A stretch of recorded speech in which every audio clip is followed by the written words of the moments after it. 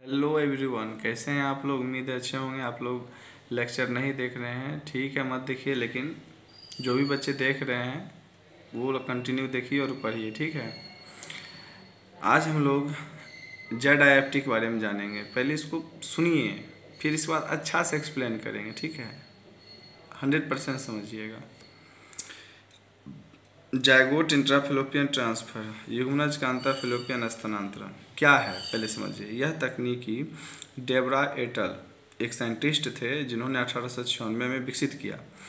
प्रयोगशाला के अंदर निषेचित किया हुआ एक दिन पुराना युग्मनज फेलोपियन नली में से या तो प्रति उदर लेप्रोस्कोप द्वारा गुजरता है या अल्ट्रासोनिक नेतृत्व के अंतर्गत यूटेराइन ओस्टियम द्वारा गुजरता है। आप ये नहीं समझिएगा।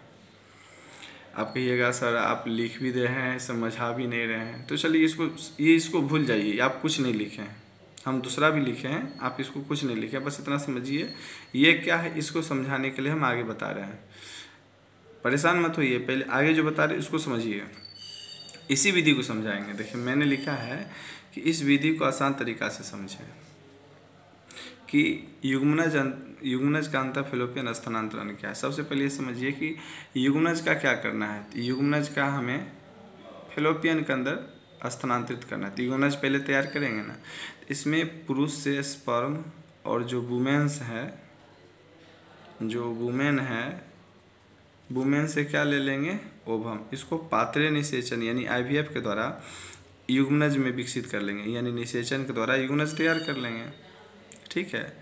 युग्मनज कहाँ तैयार हुआ है, तो प्रयोगशाला में युग्मनज तैयार करना, ठीक है। प्रयोगशाला में किया जा रहा है, IVF के माध्यम से युग्मनज तैयार कर लेंगे।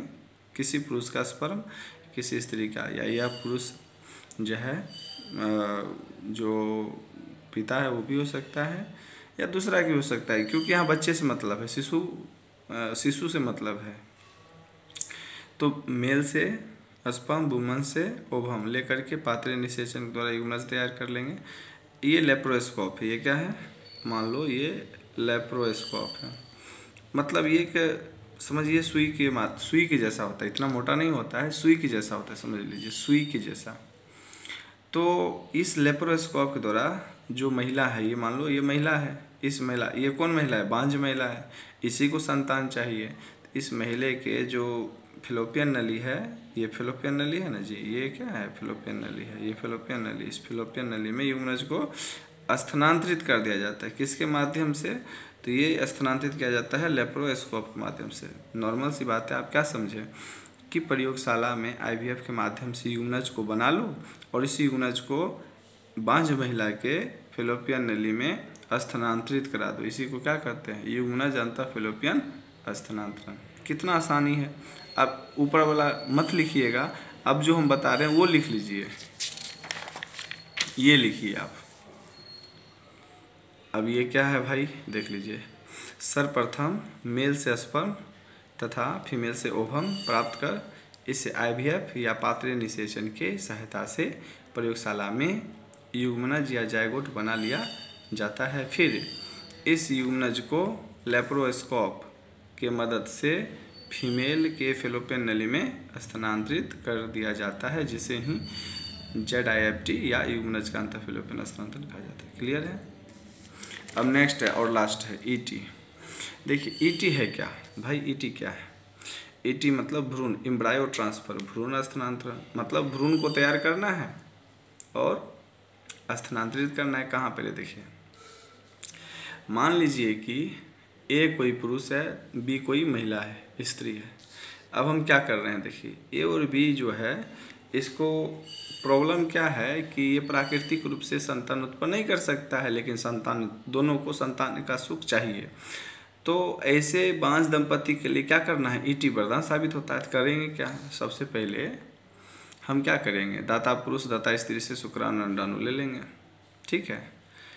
कोई भी दाता पुरुष, कोई भी दाता स्त्री से शुक्राणु अंडाणु लेकर के पात्रे निषेचन करा करके भ्रूण तैयार कर लिया। और इस भ्रूण को कहाँ, तो जिस दंपति को क्या चाहिए, बच्चे चाहिए, उस दंपति के जो स्त्री है उसके गर्भाशय में भ्रूण को स्थानांतरित कर दिए।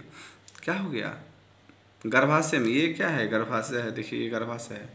तो ये याद रखना, वो था फिलिपियन नली में स्थानांतरित करना, ये लेकिन ये गर्भाशय में। ईटी क्या है? ईटी है कि भाई कुछ नहीं, आप पुरुष और स्त्री से आप क्या कर लो, शुक्राणु अंडाणु लेकर के प्रयोगशाला में आओ, प्रयोगशाला में पात्रे निषेचन के माध्यम से भ्रूण तैयार कर लो, जो बांझ स्त्री है उसके गर्भाशय में भ्रूण को स्थानांतरित कर लो। इसी को एम्ब्रायो ट्रांसफर या भ्रूण स्थानांतरण विधि कहते हैं। आज आप लोगों का चैप्टर 4 क्लियर हो गया है और आज का क्लास यहीं तक, हम लोग फिर मिलते हैं। और हाँ, कल से आप लोगों का टेस्ट शुरू है, चैप्टर 1 से ऑब्जेक्टिव टेस्ट सब्जेक्टिव सब कुछ करना। पहले तो कल ऑब्जेक्टिव टेस्ट होगा, फिर हम बता देंगे सब्जेक्टिव टेस्ट कैसे क्या होगा, ठीक है। फिर लगातार टेस्ट, फिर यूनिट 2 शुरू होगा और यूनिट 2 हम फिजिकल रूप से यानी सामने में आकर पढ़ाएंगे। बोर्ड लगा रहे हैं, सामने में आकर पढ़ाएंगे। That's all.